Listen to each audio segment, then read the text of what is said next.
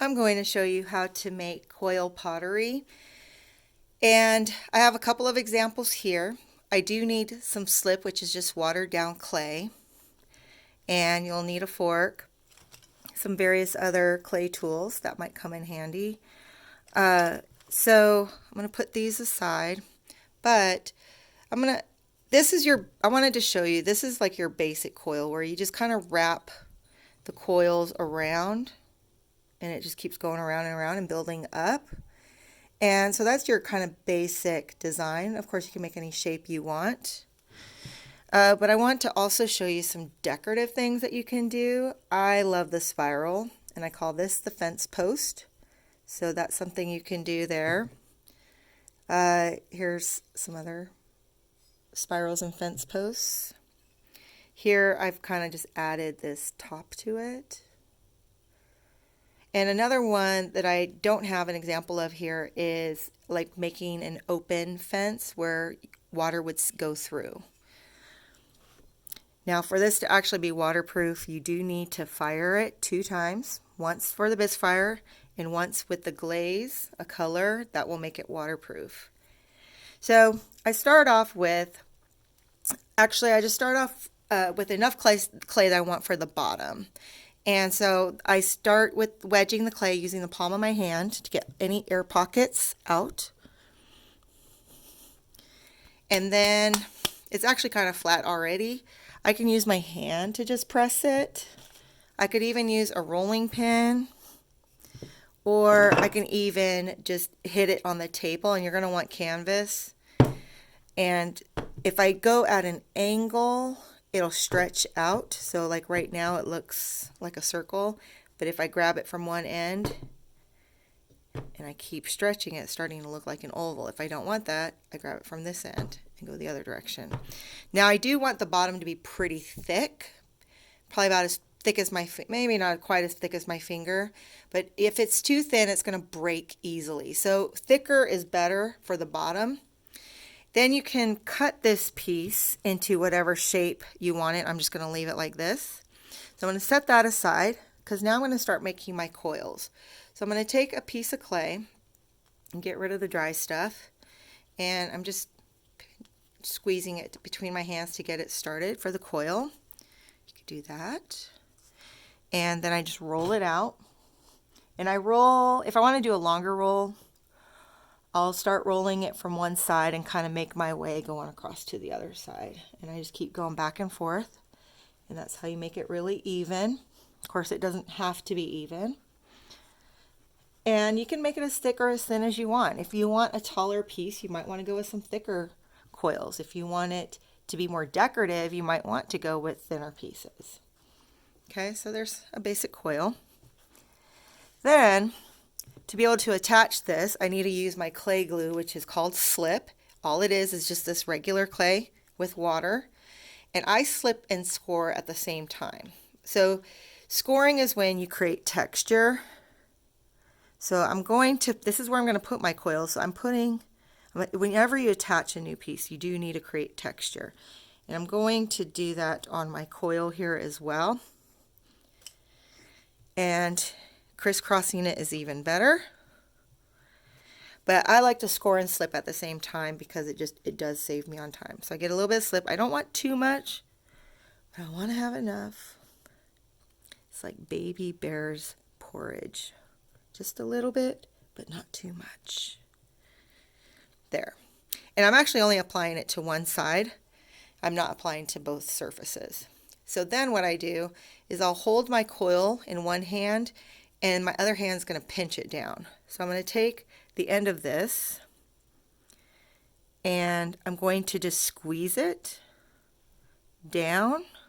I'm pinching it, literally just pinching it down, going around the edge.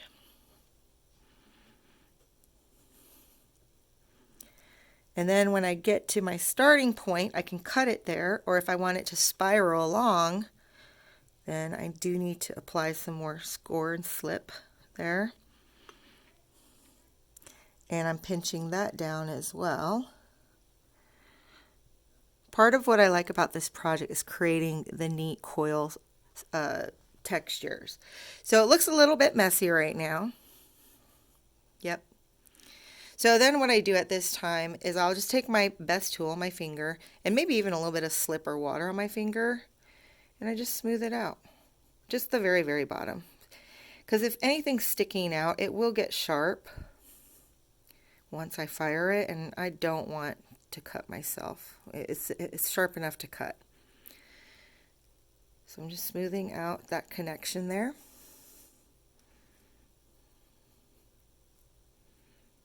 Yeah, there. I'm also going to want to do it on the inside before I make this any taller. And I'm kind of smooshing that slip into the cracks there to make sure it stays put. So there I have a basic coil, but I do like to get creative. So I'm going to get some more clay and make some more coils. And I think I'm going to make these a little bit thinner because these are going to be my decorative ones. Although it might be fun to make a big one. I think I will make a big one. To make a spiral, I'm going to actually score and slip this piece and turn it on its side, and I'm just going to roll it up like a cinnamon roll or a snail, however you want to call it. And then I smooth that part out just to make sure it stays put.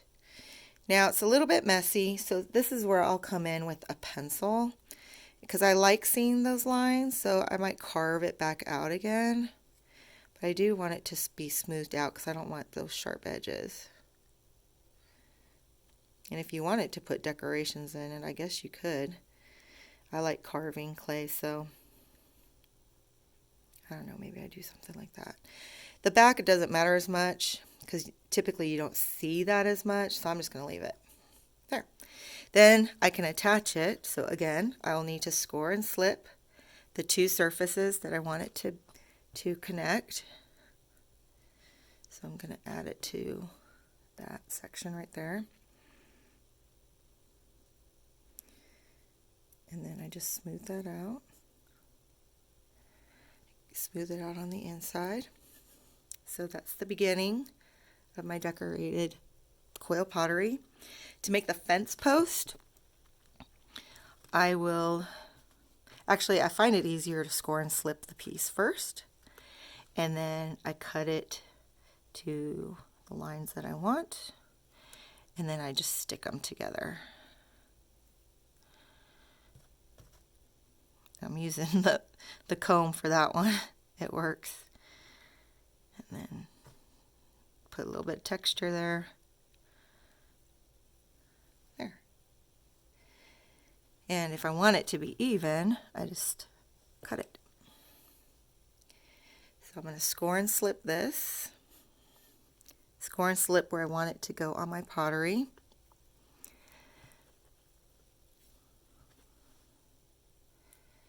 And attach it.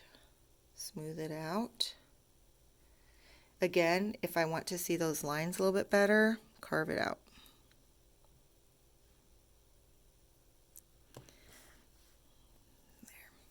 There. Oh, you know what I didn't do was score and slip that section. That's why it wasn't attaching. So I do need to do that. So I can attach it right there.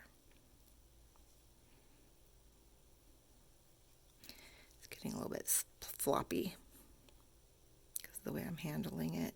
On the table, it's a lot easier. There. One last thing I do want to show you is just this kind of piece that would go here. So again, another coil.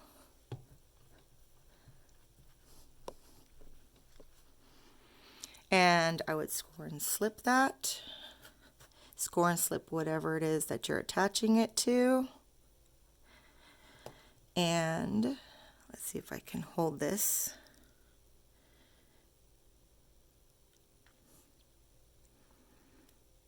If I wanted to do something like that. Or maybe I just want it to continue, and maybe it's going to make a wave over here.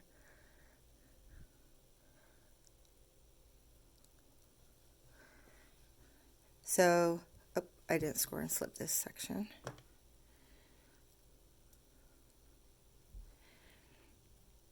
Make sure it's in there. And if I wiggle it, it shouldn't detach. Here's what it looks like on the inside.